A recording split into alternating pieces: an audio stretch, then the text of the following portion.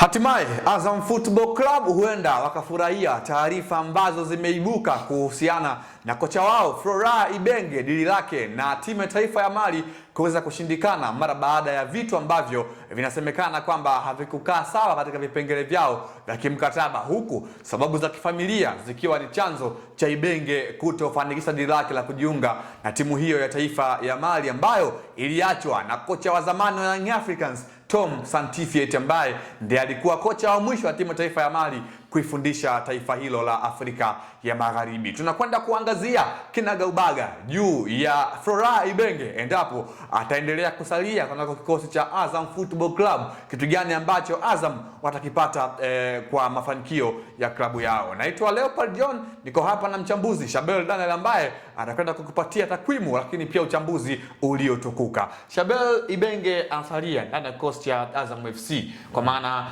kipengele cha kwanza kwa Azam ilikuwa ni timu ya taifa ya Mali kumuhitaji, lakini inaonekana kwamba tayari imekuwa ni ngumu kumeza kwa upande wa timu ya taifa ya Mali. Endapo Ibenge atasalia kwa kikosi cha Azam Football Club, kitu gani ambacho Azam watakuwa wamekipata anakuwa faida kwa upande wao kuelekea msimu ujao?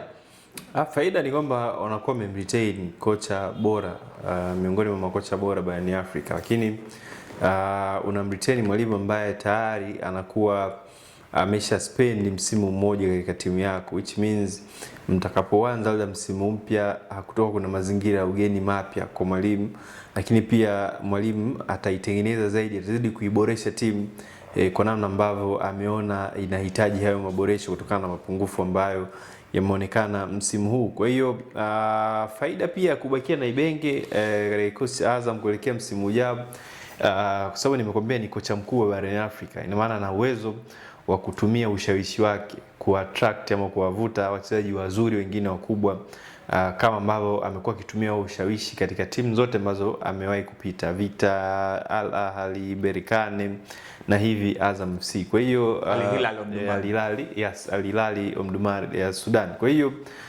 ushawishi wake kwenye kikosi cha Azam, uwepo wake, personality, character inaweza ikawafanya hata wale wachezaji ambao labda ni wa kutegemea wa Azam ambao walikuwa wanafikiria kuondoka washawishike kubaki, wakiamini kwamba pengine msimu huu haukuwa mzuri kwetu, lakini let's make up hichi ambacho tumekikosa msimu huu na kwa ajili ya matumaini ya kuwa na msimu mzuri wa pili kama akiwa ndani ya Azam kuelekea msimu ujao wa 2026-27. Sawa, pengine Azam Football Club tayari ameshaanza kuona mafanikio ya kuwa na kocha Ibenge mara baada ya msimu huu kushiriki kwenye mashindano ya kombe la shirikisho barani Afrika kwenye hatua ya makundi. Ya, mafanikio hayo ni mafanikio makubwa sana. Mafanikio makubwa sana kwa sababu kocha Ibenge ndo mwalimu wao, ndo kocha wa kwanza kuipeleka Azam FC kwenye hatua ya makundi ya michuano ya CAF. Kwa hiyo amekuwa kwenye miongoni mwa listi ya makocha wenye historia. Joseph Hormog aliwapatia taji 2014 ligi. Ibenge kawapeleka au nani yule Stuart Hall, bingwa wa Sekafa. Kwa hiyo Ibenge naye ni miongoni mwa makocha hawa ambao wametengeneza historia yao ndani ya Azam.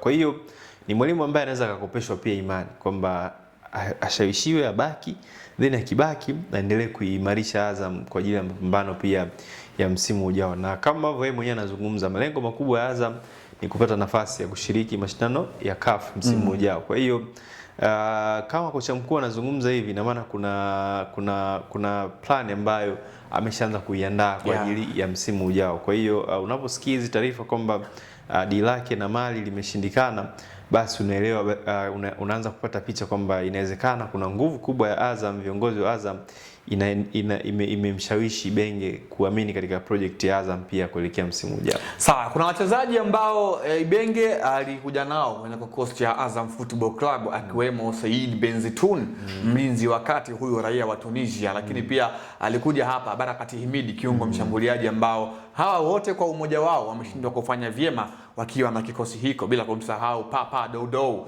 mshambuliaji bora wa ligi kuu ya soka nchini Senegal kwa msimu uliomalizika. Pengine hii inaashiria nini hasa katika upande wa sajili ambazo mwalimu Ibenge amekuwa anazifanya akiwa na kikosi cha Azam Football Club? Nafikiri ni mwanzo tu. Azam pia nayo sio klabu kubwa ambayo inaweza ika attract wachezaji wa daraja la juu kwenye mpira wa Afrika. Bado nayo ndio inajaribu kujiestablish katika nafasi hizo. Kwa hiyo katika sajili hizo huwezi ukapatia, ama sio kila sajili inaweza ika work out. Nyingine zimejitahidi kama kina Kitambala, somehow amejitahidi, Ngita somehow ameonyesha, Abel somehow ameonyesha. Kwa hiyo unahitaji kujenga zaidi timu kwa kupata klasi ya wachezaji wazuri zaidi ya hawa at least ambao wameonyesha. Kwa hiyo ngoja tuone usajili ujao kama ataendelea kusalia Azam Ibenge, naamini atawaletea pia wachezaji wengine wazuri kama ambao hawa wachache aliwaleta wameonyesha, tofauti na wengi ambao wachache pia wengi ambao hawajaonyesha kama kina Zaitun na yule Himid Barakat. Sawa. Hayo ni kuhusiana na Florent Ibenge, kocha wa Azam Football Club ambaye awali alikuwa anahusishwa kuondoka kwa kikosi hiko cha matajiri wa jiji la Dar es Salaam, ambako amewapatia mafanikio ambayo mpaka hivi sasa pengine ndiyo mafanikio makubwa kwa upande wa Azam Football Club. Naitwa Leopard John, nilikuwa hapa na mchambuzi kinara Shabel Daniel, bila kusahau nyuma ya kamera alikuwepo Yusuf Ramadhani Mpuma. Hadi wakati mwingine, endelea kuwa nasi Anuari TV.